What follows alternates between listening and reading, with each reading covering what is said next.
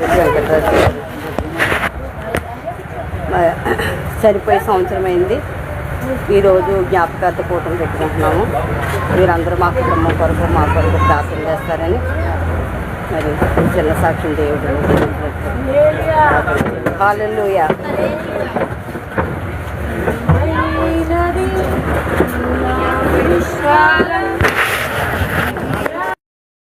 ప్రియ దేవుని సంగమా, కూడి వచ్చిన ఆయన పిల్లలందరికీ ఇంత చక్కటి స్థలాన్ని సమయాన్ని ఆయన సన్నిధిలో దయచేసి ఈ కుటుంబానికి పెద్ద అయిన వెంకటరాజు గారిని దేవుడు తీసుకెళ్ళినప్పటికీ ఆయన కృపలో భద్రపరిచి కుటుంబాన్ని అందరినీ క్షేమంగా ఉంచి వారందరూ కుటుంబీకులందరూ ఆయన సంవత్సరాంతర ఆదరణ కూడికి చేసుకోవడానికి వారికి చక్కటి ఆరోగ్యాన్ని అలాంటి అనుకూలతని ఇచ్చిన దేవాది దేవునికి ముందుగా కృతజ్ఞతాస్తుతులు చెల్లిద్దాం. ప్రియ దేవుని సంగమా, అలాంటి కుటుంబానికి కావాల్సింది ఏంటంటే ఆదరణ. అంతేనా? ఏం కావాలి? ఆదరణ కావాలి. నేను మీరు ఎవరైనా ఒక మనిషికి ఆదరణ కలగజేయగలమా? చేస్తాం. ఎలా అంటే చాలా చెప్తాం మనం వెళ్ళి, ఓర్చుకోమ్మా, అలాగా బాధపడకూడదు, దేవుడు ఇలా చేస్తాడు అని ఇలాంటి విషయాలు చాలా చెప్పేస్తాం. కానీ రేపు మన ఇంట్లో వస్తుంది ఇది, ఈవిడ కూడా అక్కడికి వస్తుంది, కానీ ఆవిడ మనకి చెప్పాల్సి వస్తుంది. మరి మొన్న చెప్పాం ఆవిడకి మనం.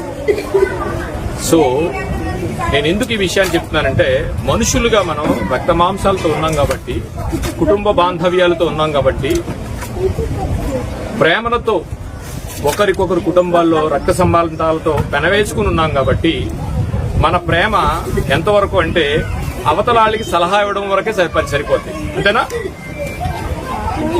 ఒక భర్త చనిపోయినప్పుడు భార్యను ఓదార్చడానికి ఒక స్త్రీ వెళ్ళి లేకపోతే ఒక పురుషుడు వెళ్ళి ఓదార్చినప్పుడు ఆ ఓదార్పు ఎంతవరకు అంటే తన ఇంట్లో అలాంటి ప్రాబ్లం వచ్చినప్పుడు తన కూడా అలాగనే ఉంటది. సో ఎందుకు మీకు ఈ విషయాన్ని చెప్తున్నానంటే, మనిషి ఆదరణ ఒక వ్యక్తికి ఆదరణ పరచలేదు, కానీ దేవుని మాటల వలన మనిషి ఆదరణ పొందుతాడు. దేవునికి మహిమ కలుగునుగాక. అంటే ఇప్పుడు మనం ఏం చేయాలి? ఆ కుటుంబానికి మనం ఎన్నో చెప్పొచ్చు.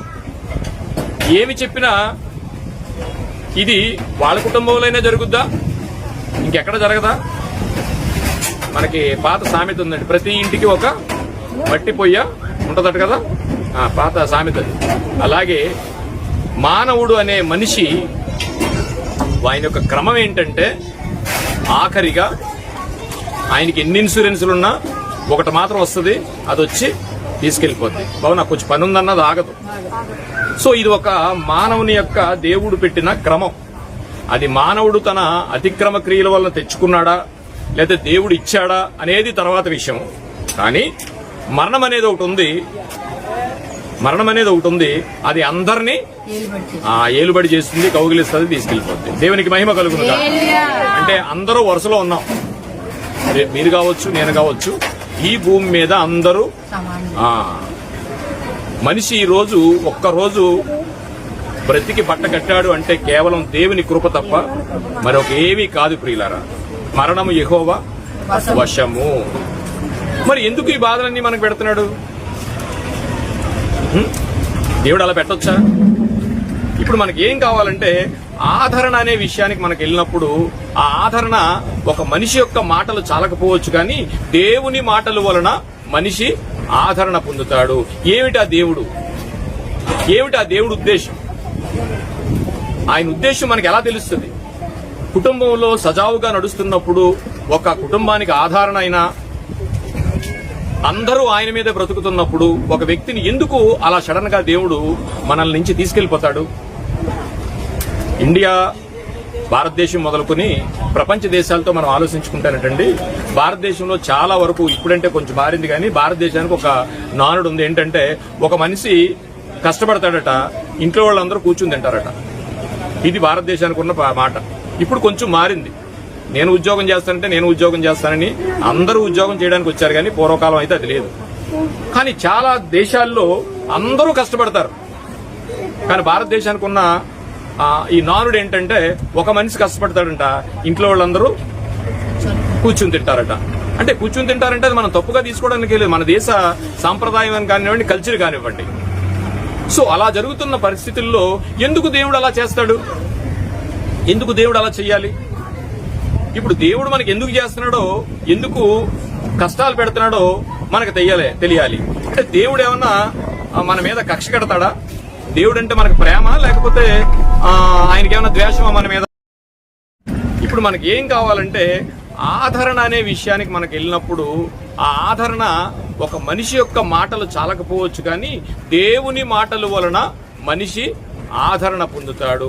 ఏమిటా దేవుడు? ఏమిటా దేవుడు ఉద్దేశం? ఆయన ఉద్దేశం మనకి ఎలా తెలుస్తుంది? కుటుంబంలో సజావుగా నడుస్తున్నప్పుడు, ఒక కుటుంబానికి ఆదరణ అయినా, అందరూ ఆయన మీదే బ్రతుకుతున్నప్పుడు ఒక వ్యక్తిని ఎందుకు అలా సడన్ గా దేవుడు మనల్ని నుంచి తీసుకెళ్లిపోతాడు? ఇప్పుడు దేవుడు మనకి ఎందుకు చేస్తున్నాడో, ఎందుకు కష్టాలు పెడుతున్నాడో మనకు తెలియాలి. అంటే దేవుడు ఏమన్నా మన మీద కక్ష కడతాడా? దేవుడు అంటే మనకు ప్రేమ, లేకపోతే ఆయనకి ఏమైనా ద్వేషమా మన మీద? లేకపోతే ఏమైనా సరదాగా ఆడుకుంటాడా మనతోని? అందుకనే ఓ తెలుగు సినిమాలో ఒక కవి రాశాడండి ఒక పాట ఒకటి. ఏంటంటే, ఎక్కడో దూరాన కూర్చున్నావు, అక్కడుండి మా తలరాతలు రాస్తుంటావు, ఆనందపడుతుంటావు అని ఓ పాట కూడా రాశాడు ఆయన. అర్థం కాక, అంటే ఏంటి దేవుడు ఉద్దేశం ఏంటో ఆయనకు అర్థం కాక, ఏవో కష్టాలు వచ్చాయి ఆయనకి, వెంటనే ఏం చేస్తాం? మనకి ఎవరు కనిపించరు, దేవుడే ఎదుర్కొంటాడు, ఆయన పంచాయతీలో పెట్టేస్తాం. కానీ దేవుడు ఎవరో తెలియాలిగా. ఇప్పుడు వీరి కుటుంబాన్నే తీసుకోండి, వారు కాలం చేశారు, దేవుళ్ళు నిద్రించారు, మరి ఆయన బాప్తిసం తీసుకున్నారో లేదో తెలియదు, కానీ సో వారు తీసుకున్నారమ్మా, ప్రభునందు నిద్రించారు. ఆ కుటుంబంలో ఇలా లేమొచ్చినప్పుడు వాళ్ళందరూ ఎలా స్పందించాలి దేవుణ్ణి? మీరందరూ ఓదార్చొచ్చు, కానీ కుటుంబం ఏమనుకుంటుంది? దేవుడు నాకు అన్యాయం చేశాడు. దేవుడు అన్యాయస్తుడా? కాదు.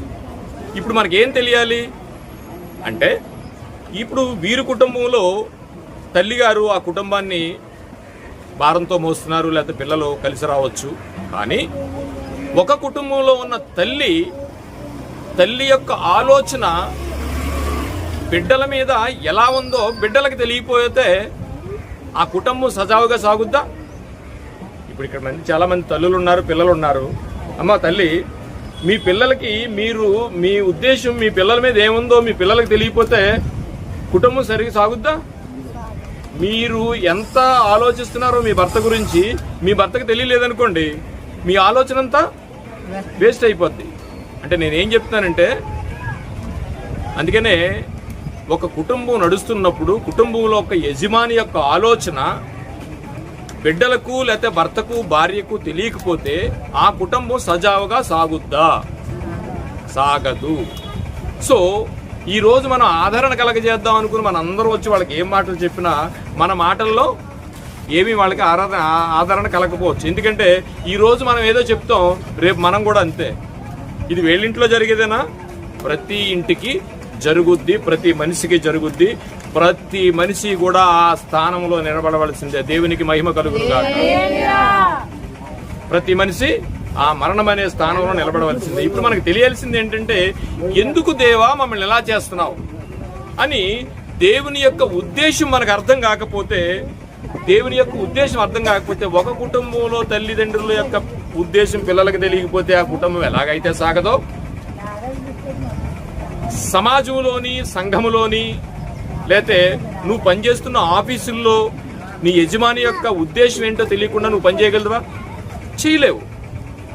సో ఇప్పుడు మనకి ఏం తెలియాలంటే, ఇలాంటి పరిణామాలు జరుగుతున్నప్పుడు, కుటుంబం సజావుగా సాగుతున్నప్పుడు, ఎంతో ఆశలతో కుటుంబం జరుగుతున్నప్పుడు ఒక వ్యక్తి ఇంట్లోంచి మరణించాడు అంటే అక్కడ ఎంత బాధ కలుగుద్దో ఆ బాధ ఆ ఇంట్లో వాళ్ళకి అర్థమవుతుంది.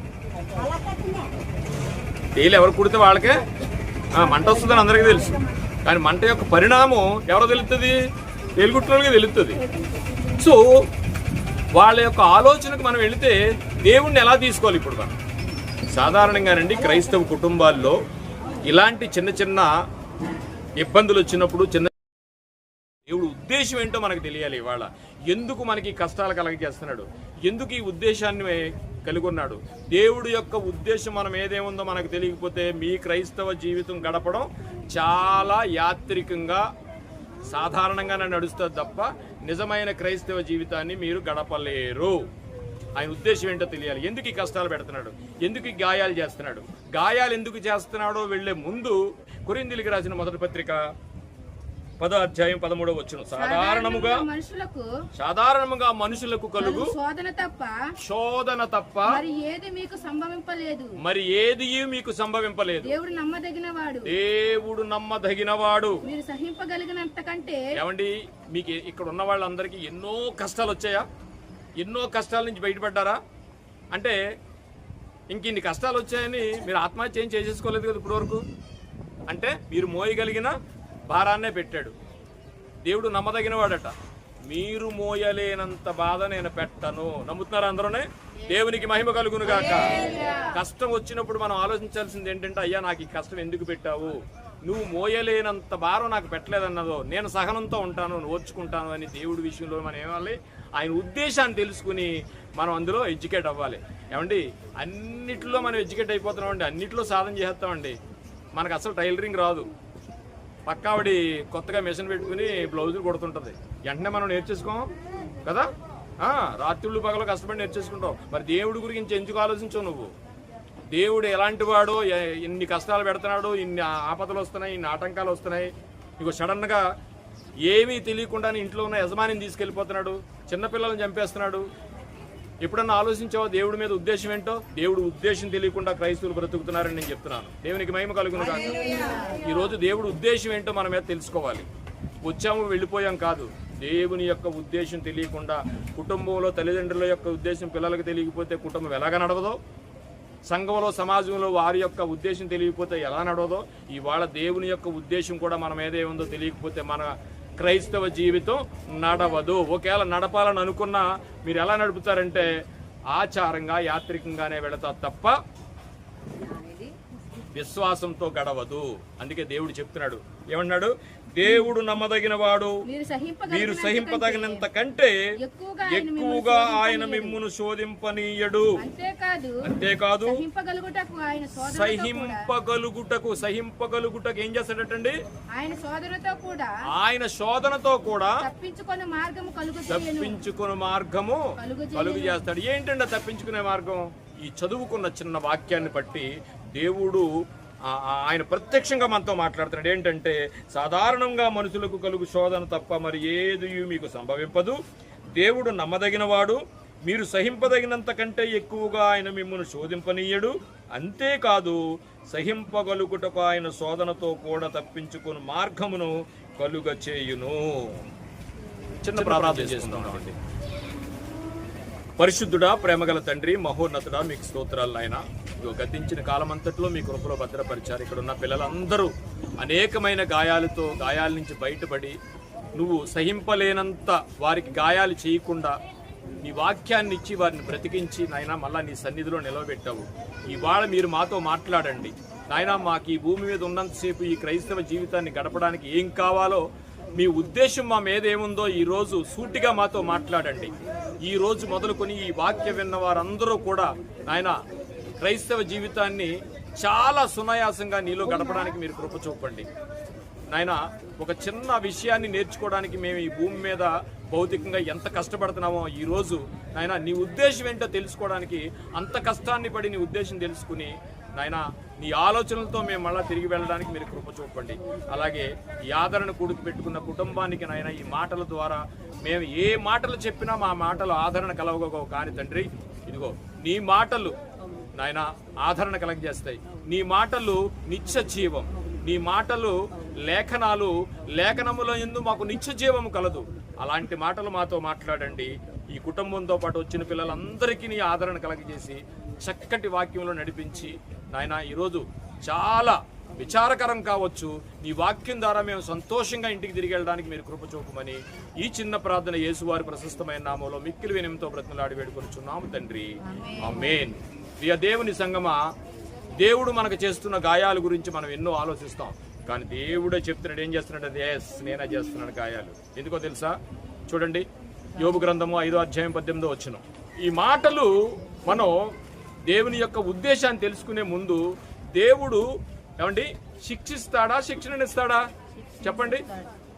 దేవుడు శిక్షిస్తాడా, శిక్షణనిస్తాడా? మరి శిక్షలు వేస్తున్నాడుగా, మనకి చాలా శిక్షలు